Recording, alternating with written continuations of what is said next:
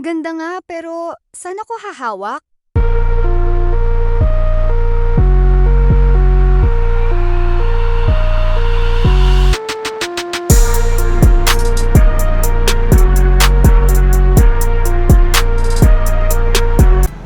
So mga papa, today kakabit na natin yung grab bar na nakuha natin kagabi.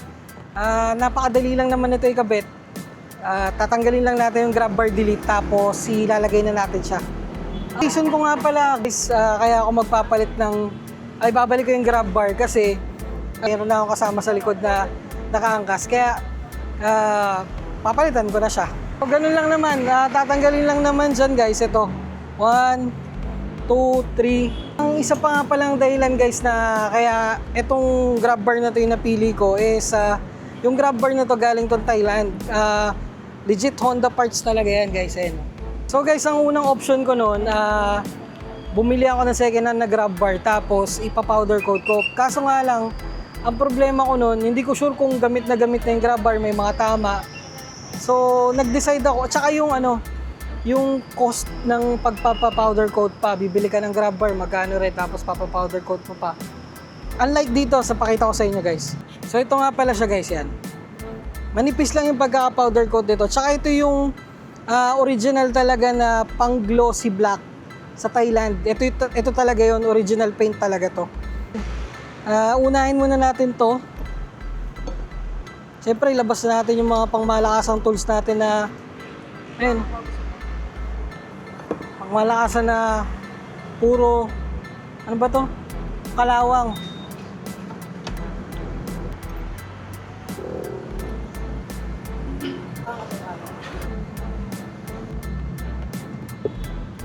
Angat lang natin to. Tatanggalin natin yung grab bar delete. Tanggal din to. So dahan-dahan lang guys, baka magasgasan yung natin paint. Ayan. So yan, okay na. So okay na guys, nalagay na natin. Ito na yung itsura. Balik na rin natin agad. Kasi madali lang naman tong gawin Kahit sino kaya to. Psst. Isang kulang.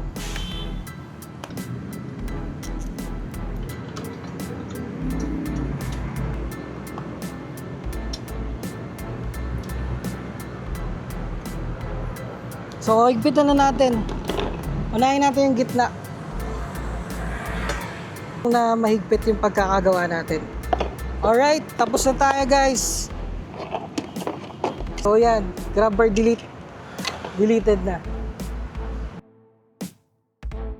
Alright, so today, pupunta tayo dito sa Maymaya, Rizal, Taguig City. Kung naalala nyo yung mga previous vlogs ko, dito rin ako nagpapagawa. Pero tatanungin ko muna si King kung pag pinasok ba to, itong magkakaroon ng malaking gap. Ayaw nga natin magkaroon ng malaking gap. So, yan, ganun lang. Tingnan natin. Ano ko? Baka ngayon ko na lang paggawa. Hoy, ayos lang. Baka ngayon ko na lang paggawa. Yung powder coat. Ang crankcase lang. Yung CVT ko. Yung throttle, papasok. Itabasin ko na. Hindi, tatanungin nga ata kasi gusto ko munang malaman kung pag pumasok ba, masyadong magiging malayo yung pagitan. Hindi, mamaya pag nakatambay dito, pag nakakalas, titignan ko na, check ko na. Mamaya malalaman ko pag galas. Ano ba, may walang naka-splice lang? Hindi nga nakatusok lang na Kasi nahuli yung ko yung pan ko Yan, so guys, iwan natin dito yung motor natin.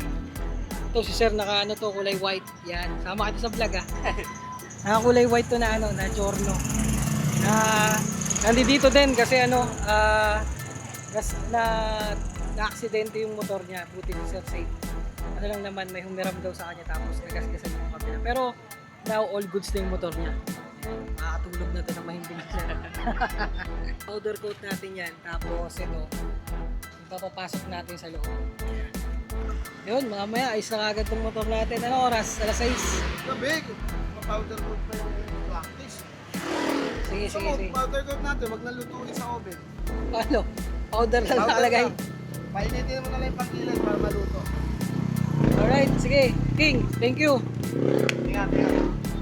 Marami nagtatanong kasi tungkol dito sa quick throttle. Di ko pa ito nabablog. So, pinagawa natin kay King Tech. Nagtabas lang naman tayo dito, wala namang special. Pinitment lang natin ang tama, tapos sinakto lang natin para medyo mas presentable tignan kaysa yung nakalabas. Yan, saktuhan lang siya sa fairing, sa head cowl niya, para malinis lang din tignan. Ayun.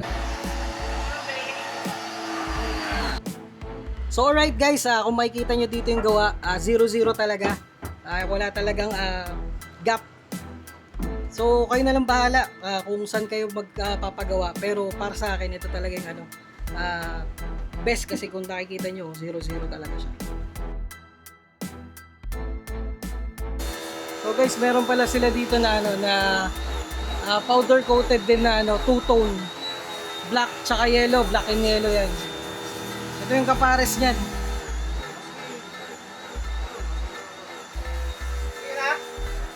Pang Giorno din yan guys, alam ko eh. Itong mags na to. Gulat ako kanina kasi ang liit. Ganito pala ang mags ng Giorno. Ayun po, pakita mo yung mga kalap. Ito pa guys, two-tone din to. Black and gold naman to. Black and gold. Tapos ito rin.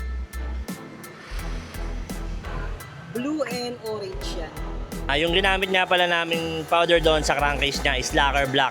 Mas maganda siya kaysa ordinaryong glossy black ng powder coat. Yun lang. Check nyo rin yung mag, same lang nung powder na ginamit doon sa mags na two-tone. Alright. As always guys, dito sa roadside quality.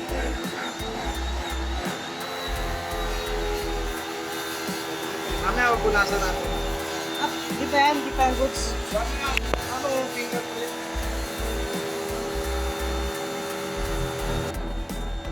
Ayan guys, napakakinis. Hindi ko na pinalagyan kasi plano ko sticker na lang yan.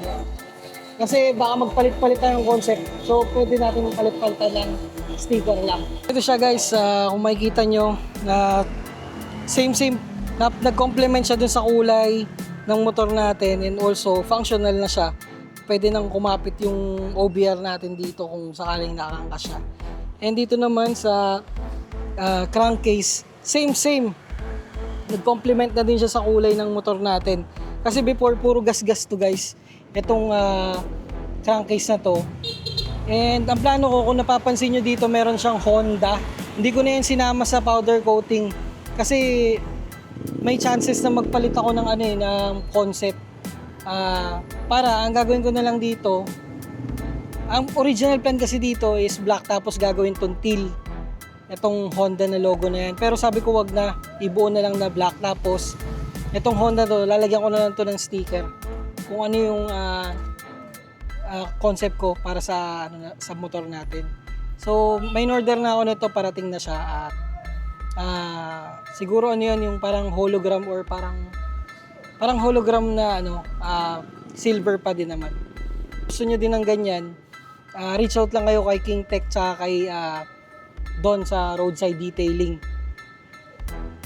And lastly guys, ito pakita ko sa inyo yung fitment na ginawa ni King Tech. Ni King yan, ginawa niya. Kasi before, nakalabas yan dito. Nakalabas yung quick throttle na yan. Nag-aalangan akong ipasok kasi nga baka hindi siya magpantay, ito magkaroon ng gap dito. Kasi before, wala tong gap nung nakalabas yan. So sabi niya sa akin, kapag papagawa ko daw to, palagyan ko ng markings para pag babalik nung susunod na gagawa, fit pa din, 0-0 pa din. Kasi kung makikita nyo, napakahusay at napakaganda ng gawa niya. Wala kang makikitang gap. Kahit pasukan mo ng bond paper, hindi papasok. Ayaw pumasok Yung fitment na to, yan. Guys, kung gusto niyo din ng ganitong fitment, kung meron kayong quick throttle, gaya ko, at gusto niyo din siya ipasok sa loob, reach out lang kayo kay King Tech or kay King dito sa Taguig. Isa siya sa mga kilala na builder ng motor o kahit ano pa. Lalong-lalo sa Giorno. Ayos na ayos yan.